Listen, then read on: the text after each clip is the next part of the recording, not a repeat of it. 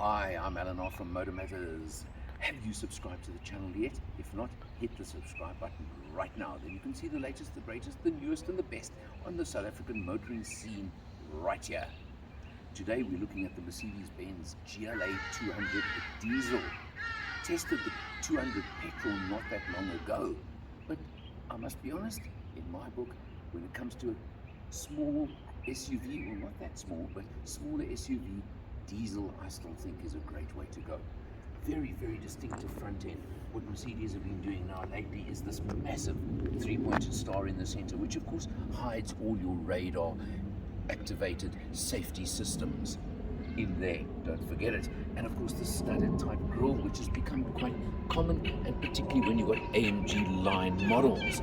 You come around of course to the side over here, you have a look, of course you've got LED headlighting these days, they call it even LED high performance if you look inside there, and daytime running lights. All these features, exactly what you expect on most cars these days, and even more importantly when you go up market. Being an AMG line, you go up to 20-inch wheels on this car.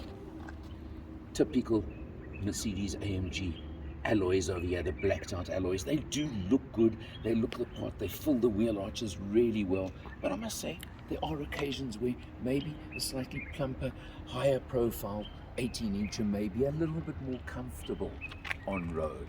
But this car does handle nicely. It's always the compromise between handling and comfort that you look at when you look at a wheel and tire combination. Things like that. Now, don't forget the GLA is the smallest SUV in the Mercedes range. And well, smallest is a difficult word. It's a word you've got to think about carefully. Driver's seat, as always, set for myself. Good space in the back. I mean, look at that. I can stretch out. Considering it's got the double sunroof effect over here, you can see the two panels, can I call it. There's still good headroom with my hat on as well. I like to see that, and that is important to me.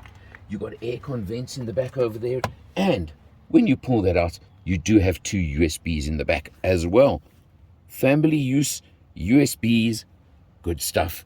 Always so important. Neatly hidden away. The seats, nice and comfortable. Yes, this is geared for two, but being typical, you've got an Alcantara and leather mix on the seats with lots of red stitching. Red these days, I don't know, the minute you say you want to give the impression of performance in any way, you seem to want to put red stitching onto seats. Up to you. And of course, look at that, you do have ISOFIX as well over there on both sides. So it is geared for family use, that's for sure. Pop myself out. And let's come around to the back, of course. Again, you've got LED tail lights split across the rear fender into the rear hatch, coming across there. Interestingly, Mercedes don't seem to have gone for the light bar across the back that so many people are using. And although it's the diesel, two massive tailpipes at the rear. Nice feature, as always. Pop open the boot, and let's have a look underneath. Oh, as is typical, sorry, no spare wheel in a car like this. You do get the pump kit and things like that, the mobility kit they call it, but no spare wheel. I'm just not going to even comment, but it's a decent sized boot. And of course, without removing the flap over here, I would say this is about a 1.5 Allen boot. Pretty comfortable, pretty neat. I am sort of bending across because I'm being lazy and not taking the board out, but I think you get the idea. Nice size boot, and of course you can drop the rear seats anytime you wish. Press the button to close. I've said to you, this is the 200 diesel version, which means it gives you 110 kilowatts and 320 Newton meters of torque, driving the front wheels through an 8-speed dual clutch automatic transmission. Now, interesting comparison to the petrol version, which is also badged to 200, but that has a 1.3 litre 4-cylinder turbo petrol engine that gives you 120 kilowatts, yes, a few more kilowatts, but only 250 Newton meters of torque. And even more interestingly, The dual clutch automatic transmission is a 7-speed as opposed to an 8. So you can see the diesel version in every way and respect is geared for economy. Obviously, what do you expect? Let's check it on the road and let's have a look inside. On the road, the GLA 200 diesel, you don't think it's a diesel in general driving. I've got to be honest, it pulls. Well, then again, the torque of the diesel engine is just so stunning. 320 Newton meters of torque, 110 kilowatts of power from a 2-liter diesel. That's plenty of power, it's plenty of go. But you know what, it's also about the interior of the car. And if you think about the newer version, the latest facelift they did on it, if I can call it that, where they gave you the one-piece glass for the screen. So you've got the 2 screens, yes, but across one solid stretch across over there. So you've got your infotainment screen, you've of course got your instrument panel or instrument screen, call it what you will, you know what I'm talking about. It gives you all the information, you can scroll through everything. What I'm not as crazy about, and I still can't be, is the switches on the steering wheel are what they term the haptic ones. In other words, it works from feel instead of a click or a button or something like that. I still think Mercedes, maybe one day you should stop using that and you should go back to proper switches and buttons, but that's a personal opinion. I'm not even going to talk about the gear change on the column, on the stalk behind the steering wheel. Let's not even go there today, okay? I've got used to it finally, I've got to be honest. You've got paddles behind the steering wheel just in case you want to use them. Again, this is the kind of car I just don't know when you would use them, but they're there. So carry on. Nice features, I suppose. Averaging 6.9 liters per 100 kilometers for the test period. I've got to tell you, a tiny bit of freeway, the rest of it has been urban driving, so it's pretty good. I've got no real complaint about that either. But you've of course got down below the big screen, you've got the aircraft type air vents that Mercedes have got and have stick with, and they do look good, they work well, it's effective. And below, yay, well done, proper click switches for all your aircon systems, all your demisters, everything else. So all of that where you literally press a button. It's the way you want it to be, a click switch.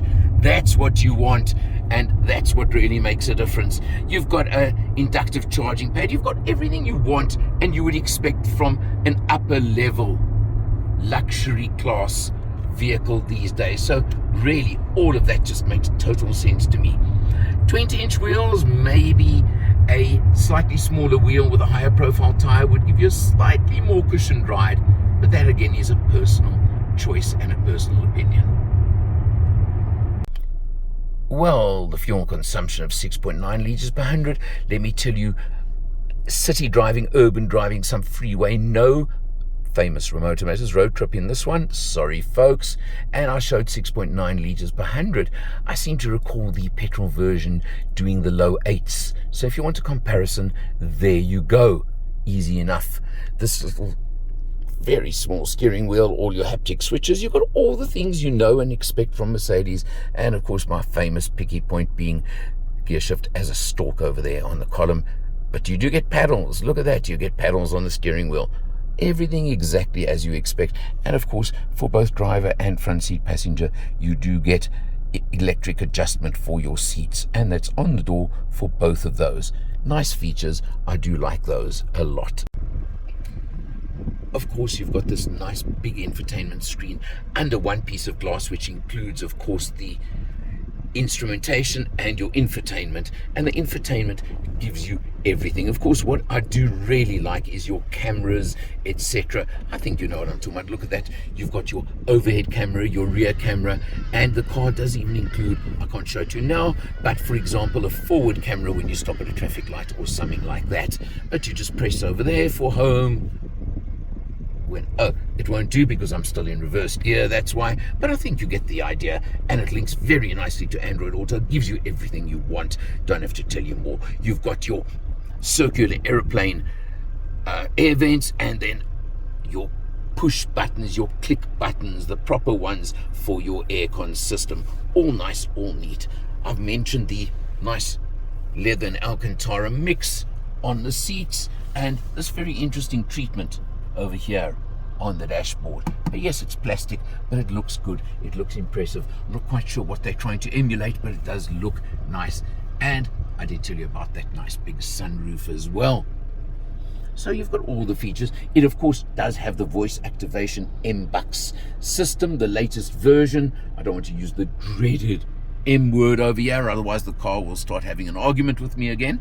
But you know what I'm talking about. So overall, the point being, what's it going to cost you? Well, I'm going to just give you an approximation because it depends on the extras you add. But for this car, you're looking at about R1 million on the road. Interestingly, with Mercedes as well, there isn't a big difference when it comes to petrol or diesel, when it comes to price. So it's always a choice you must make. 5-year, 100,000 kilometer full maintenance plan thrown into the deal. It sounds like a lot of money, but it's highly competitive with the rest of the market. You know who they are. I'm not going to mention names. It's not important. They all come into it. But there is always that feeling of quality, always that feeling almost, I don't like to use the word of superiority, when you drive a car with a 3-pointed star. There is just something pretty magical about it. Difficult to say it any other way. For MotorMatters, I'm Eleanor, and I'll see you next time.